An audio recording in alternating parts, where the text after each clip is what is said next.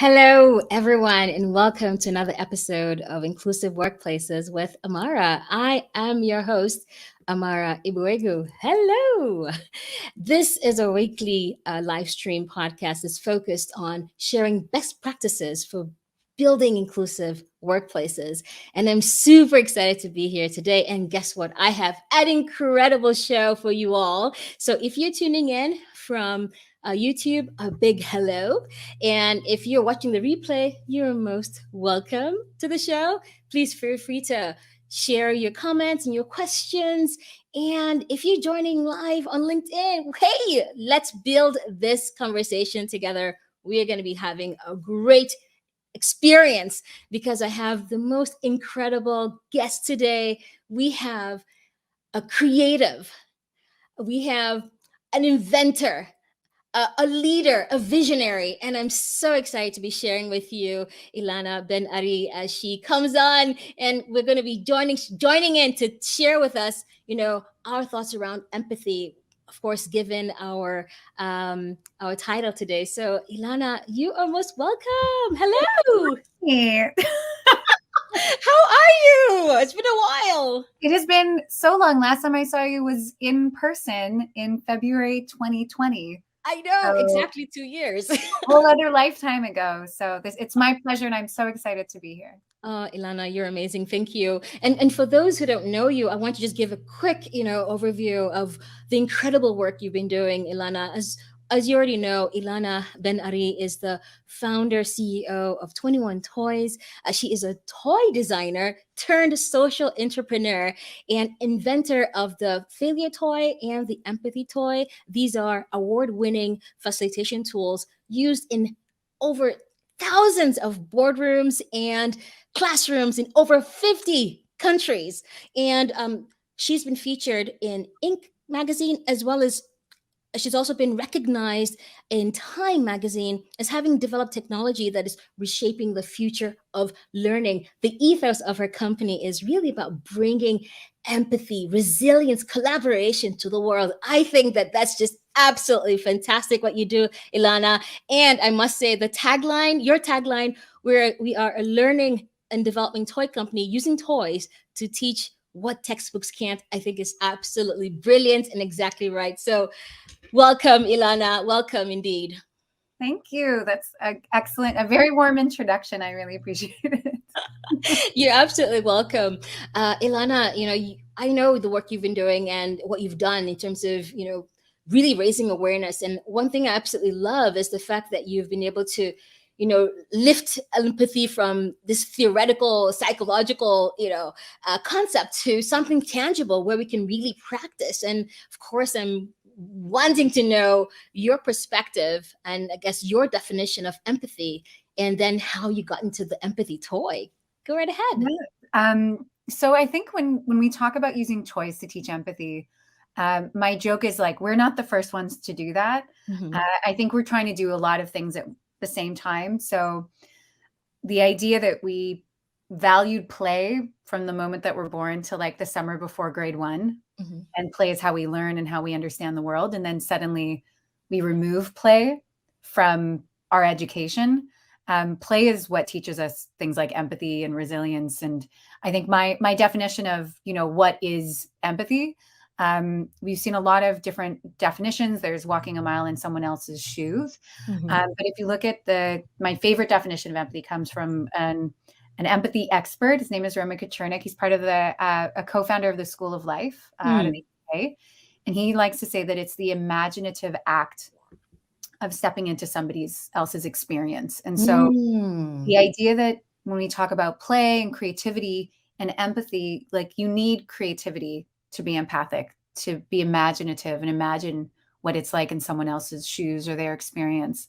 But on the reverse, you can't have creativity without empathy. So for anyone that studies design thinking, and my background is industrial design, and that's where I initially invented the empathy toy, the beginning of design is empathic observation. So you can't design anything or create anything new, either as a designer or a business person or entrepreneur, if you can't look at things from multiple perspectives, if you can't take on perspectives that aren't your own. So the role of empathy and creativity I see go hand in hand.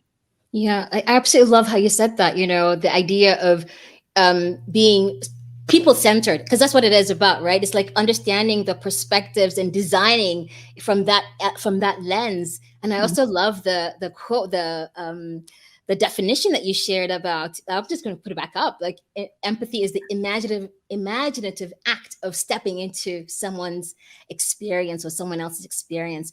I think that is so powerful. Wow, that we are seeing so many conversations already going up. Let's see what's going on there. Oh, hello. Okay, some people are saying hello to us. Okay. Hi, Emma. Hey, hi, Eve. Hey.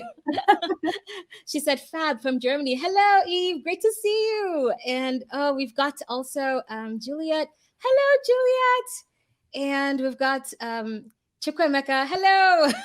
And Ifeanyi. Hi, everyone. Oh, thank you so much for joining in. This is our show, right? So we're going to be, please feel free to ask questions and also share. What do you think when you hear the word empathy? What comes to mind? Let's share in the comment section. That would be great to share, and I'm sure Ilana would also love to hear that as well. Yeah, you're absolutely right. When we talk about empathy, we're really talking about that perspective taking, right? Mhm. And the great thing I love about the toys that you've created is that it from the get-go, you're forced to then begin to, engage and try to understand what the other person is saying, because you're blindfolded and you can't really see, and and that's a great way to learn how to pause and be patient. But there are some challenges too, right? What are some challenges that you've seen along the way with running these workshops? So maybe what might help is I can step back and kind of explain. It's always hard, but I have some words to explain just how the toys Mm. work. So for those who haven't seen it, it's an abstract wooden toy that you play blindfolded if it's in person, and we have a way of adapting that when it's online. But if Amar and I were playing, we would each have identical pieces that have different like materials, textures, and shapes, and they connect in thousands of different patterns. So Amar, you might be given like one pattern, and you have to describe that pattern so that I can recreate it, or a room of 10 people recreate it. We can run workshops from anywhere from 2 to 200. But in 5 to 15 minutes in playing, you gain huge insights into how you deal with patience, frustration, and most importantly, creative communication. So when I say, when folks hear that I've designed an empathy toy, first of all, they think it's a teddy bear in a Kleenex box. So a lot of the topics we cover are like so heavy. Mm. We think about what tools we've used in like our history as like humans. It's play. Like if you look at any animals or humans, or how we understand the world, how we become creative, how we build emotional intelligence, it's through play. And so this idea that it's so heavy, and Mm. then we just use the really theoretical part of our brain to like deconstruct it, we're denying ourselves the ability to explore and be curious. Right. And when we talk about the empathy toy so often, and the failure toy as well, Mhm. folks think that the goal of those toys are to teach you to be very empathic, and the goal of the failure toy is to teach you to be comfortable with failure. That might be an outcome of playing, but the goal of all of the toys, and especially the empathy toy, is to meet you where you're at and Mm. give you insights into how you react to patience and frustration, how you empathize. Because some folks might not be able to empathize with their bosses or their colleagues, or they get really short, or they have no patience when they're under stress. Mhm. Other folks might be so overwhelmed with all of the emotions around them that they actually Yeah. shut down. And so that the takeaway is not to do one extreme. It's that we don't have a place to have an education around just how do we show up Mm. when things come up, and then how do we show up when other people's emotions are also interacting. So that's where it gets fun and curious. But yeah, anecdotally, my joke is I love seeing the toy in action when it's like with an incredible facilitator, or in a classroom, because it's Mm. ages 6 to CEO that for the participants. Yeah. But I don't recommend. I don't like to be held accountable if you play with, let's say, your family. So different dynamics definitely play in when you have Mhm. a lot of comfort with the folks that you're playing with. Mhm. And so really every single game is different because it's a reflection of that group dynamic. So it's from how you're feeling that day all the way to the different behaviors and the communication habits or styles you've already built if you're playing it with someone you know, as well as with strangers. So we've had bosses play with their employees, and halfway through playing, one of them announced, "Wow, I'm really pushy," and then all of his employees nodded their heads, but everyone was blindfolded. We just got to see it as facilitators, which has been hilarious. Oh man. But like it was presented as a joke, but they nodded their heads and it was serious. But because it was light, because it was just a game, we use that. And then that's where the incredible facilitators like yourself come in. That's where it invites a conversation that is not as threatening, that can be more if you're looking at like more growth minded, less fixed.